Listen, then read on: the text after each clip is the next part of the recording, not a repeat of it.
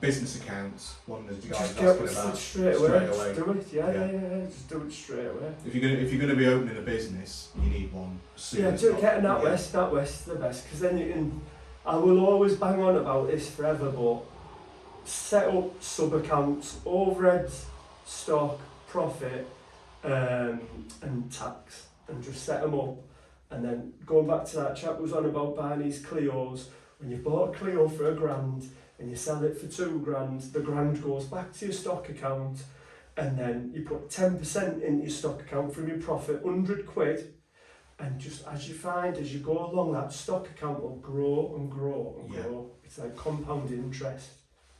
Yeah, and also, you're prepared for those bills, aren't you? If you've got everything in your sub-accounts, you're prepared. Do you know what this is actually leading on? I don't think somebody else put in the questions, why do people fail?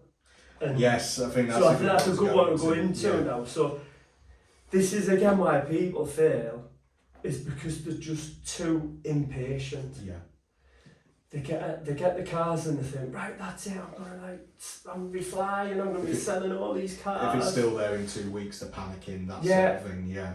Exactly. And Warren Buffett, I seen this thing on Instagram, and it was the best thing ever. And it was like, he was saying about when he has his farms and stuff, his son's got farms, and he doesn't go to his son every week going, oh, how much money have we made this week? It's a long-term process. Yeah. And he thinks over 30 years, and then he makes this example. If you've got the best car dealership in your town, he said, I don't go in there every week and say, oh, how many cars have you sold this week? How much money have we made? He knows that it's a long-term process. Yeah. So people that start off and they think, oh God, I've made no money this week. If you're going to think weekly, well, you're not going to laugh at that's maybe what people make. Exactly. The mistake, because they went from maybe a high-paid job, had a big chunk of money, put it into cars, and then they're not getting this weekly income. What they used to that weekly buzz as well, aren't they? Of that, I've made this much. Yeah. With cars, it's a yearly thing. Yeah. It's a yearly thing.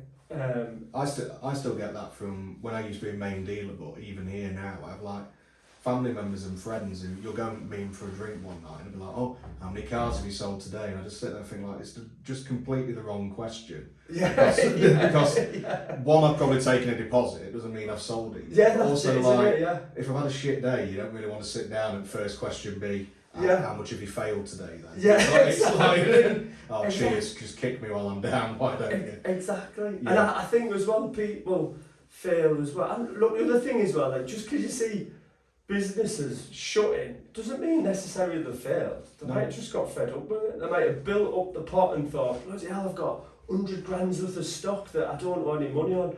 Oh, I'm fed up with these customers and I'm just going to sell them all off to trade and then go and Or when you see pitchers shut, I remember Mike Brewer's pitch had shut down. I thought, oh God, they've went out of business, but they haven't. They just went to a bigger, massive indoor place, But I think some smaller dealers, it's a lonely job this as well. So I think the people who try to do everything on their own are the ones that fail, because they burn themselves out running about all over the place. Yeah. It's lonely because it's just you, your customers, and then your customers grind you down because they're ringing about warranty bollocks. And I know it happened with Super Mini UK. He came in, he came to see us, And I thought he had that nailed to a T. All he'd done was sold minis, and he had 15 or 20.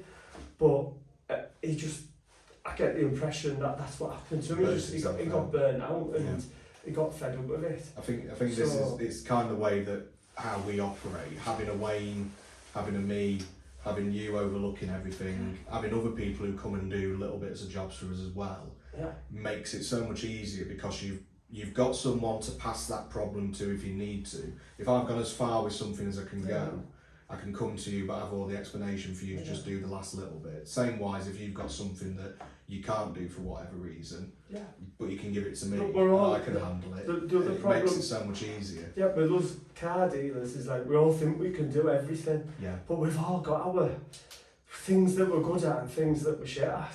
you know. Exactly. You know, we're not good at everything, but like Wayne always says, like, a problem shared is a problem halved.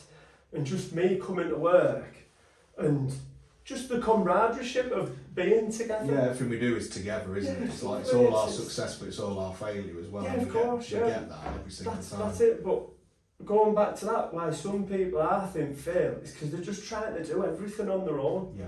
They're trying to do everything. It goes back to this book called E-Myth. Everyone needs to read it, E-Myth book. And it's just about how, and I've done it myself, it's about a business owner that's doing the bookkeeping, and then he's doing this, he's sorting the stock out, he's doing everything, and he's just fed up with it. Yeah. And then as soon as he starts getting a bookkeeper, he can then takes the pressure off. Yeah. Then he gets a salesperson, and you can just expand your business quicker. It's that development, isn't it? Because if the half an hour a day that you might have spent handing over a car, dealing with a customer. I missed out buying cars. Yeah. I know. I'm now doing that for you, so I'm in here with face to face with a customer, Yeah. and you're in there buying a car to replace the one that I've just sold, and Yeah, that's that's it. it. Perfect. That's it. So if there was any tip I could give, if anyone can employ people as soon as possible, just do it. Get your valet. The first thing is get your valeter. Just get a valeter. Yeah. And small steps like just get someone part time. You know, just so you're used to paying that person. Exactly. You know, every and then you're like, oh God, yeah, I can do this. It's them little steps in your head where it builds up and you think, oh, I can do this. Yeah, try and also you're never going to be able to always do it, but like we have the beauty with Wayne is that he's not just a valeter, he knows enough about bodywork and little bits of tiny bits of mechanicals. Not Yeah, saying like to smart replace it. repairs. and Exactly, stuff yeah. that- That we can, yeah. if we haven't got time to nip a car to a body shop for a very small little bit on the back bumper, Wayne Yeah. can do that. Yeah. And again, saves you a bit of money, saves you a bit of Yeah. time. And somebody out there will find that. Yeah. Definitely. Those people are about, because again, if it's someone who you've got who's worked in the world of, like, Yeah. Wayne works at a car supermarket before, didn't he? So he was Yeah. doing, in some cases, like 40 cars a day. Yeah.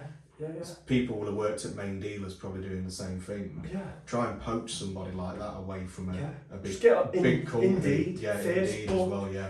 That all them. That's where you got your job. From Well, here, yeah, from Indeed, Instagram. No, Oh, Instagram, yeah, was it? message Oh, you on right, it, right, yeah. right, So use social media as much as you can. It's great.